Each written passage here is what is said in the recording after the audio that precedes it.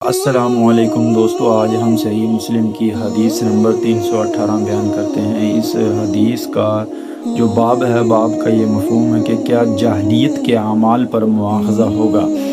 اس کے بارے میں ہمارے پیارے نبی اکرم صلی اللہ علیہ وآلہ وسلم کی کئی ایک احادیث ہیں زمانہ جاہلیت کے جو اعمال کیے ہیں، ان اعمال کے بارے میں۔ حدیث نمبر 318 ہے۔ حضرت عبداللہ بن مسعود رضی اللہ تعالیٰ عنہ سے روایت ہے کہ کچھ لوگوں نے رسول اکرم صلی اللہ علیہ وآلہ وسلم سے عرض کی، اے اللہ کے رسول، کیا جاہلیت کے اعمال پر ہمارا مواخذہ ہوگا؟